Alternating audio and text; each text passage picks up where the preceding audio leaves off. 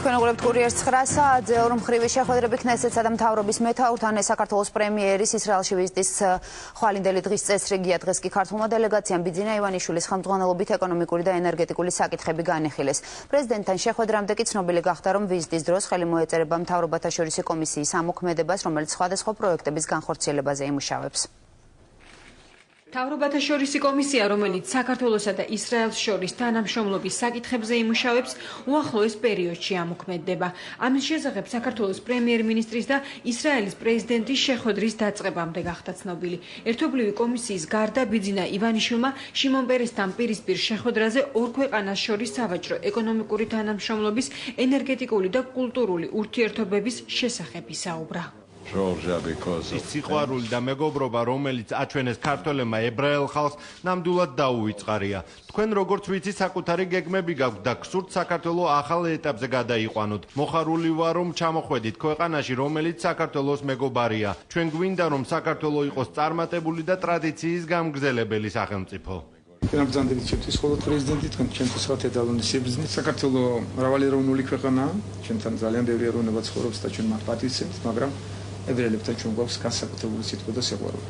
მე ვუსურვებდი ისრაელის სახელმწიფოს, რომ მას მიეღწიოს დამსახურებული მშვიდობისთვის, რომელსაც ის ისტორიულად ბრძოლით ცდილობს რომ მიიღოს, რომელსაც ისინი ნამდვილად იმსახურებენ და ყველაფერი უნდა გავაკეთოს დანარჩენმა მსოფლიომ იმისათვის, რომ მოხდეს მშვიდობა. ადგილობრივი პრესა დღეს ბიძინა ივანიშვილის ვიზიტის დროს განსახილველი კიდევ ერთი საკითხის შესახებ წერდა. პრესის ინფორმაციით, საქართველოს პრემიერის ვიზიტის მთავარი თემა ისრაელის მიერ ადგილობრივი წარმოების შეიარაღების საქართველოსთვის მიყიდვაა.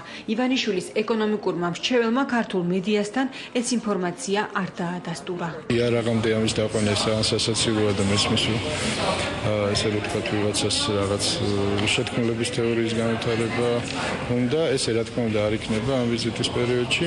მთავრობათა შორისი კომისიის ამოქმედებას ხელი ისრაელში ქართული დელეგაციის ვიზიტის დროს მოეწერება.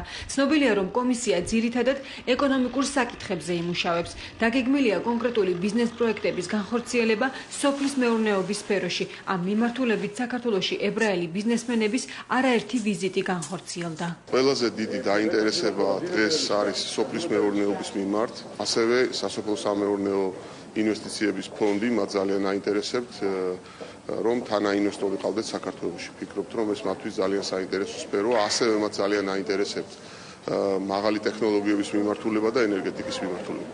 ოფიციალური შეხვედრების დაწყებამდე პრემიერმა ჰოლოკოსტის მუზეუმი დაათვალიერა. ბიძინა ივანიშვილმა იერუსალიმის მთაზე მდებარე მემორიალის საპატიო წიგნში ჩანაწერიც გააკეთა. მოგვიანებით პრემიერი ისრაელის ეროვნულ ფონდშიც იმყოფებოდა. მოგვიანებით საქართველოს პრემიერ-მინისტრი იერუსალიმის პატრიარქმა მიიღო. საზეიმო შეხვედრის შემდეგ თეოფილოს მესამემ სტუმრებს ტაძრები დაათვალიერებინა. დღესვე ბიძინა ივანიშვილი პატრიარქმა მაცხოვრის ტაძრის ორდენითაც დააჯილდოვა. პრემიერთან შეხვედრაზე დღეს არაერთი ქართველი ებრაელი იმყოფებოდა, თუმცა ბიძინა ივანიშვილი დიასპორასთან გაფართოებულ შეხვედრას დღის ბოლოს გეგმავს. იქნება ბიზნესზე საუბარი, იმიტომ რომ ჩვენ კარგად ვიცით, რომ ქართველი ებრაელები, რომლებიც დაბრუნდნენ ისრაელში, ძალიან წარმატებული ბიზნესმენები არიან ამავე დროს. იმედი მაქვს, რომ ამ შეხვედრას ექნება ძალიან კაი გამოხმაურება. შეიძლება ბევრი ვერ დაესროს, ბევრი ადამიანი ვერ იყოს, მაგრამ ყველასთვის ეს არის გულის გამოთმობელი შეხვედრა.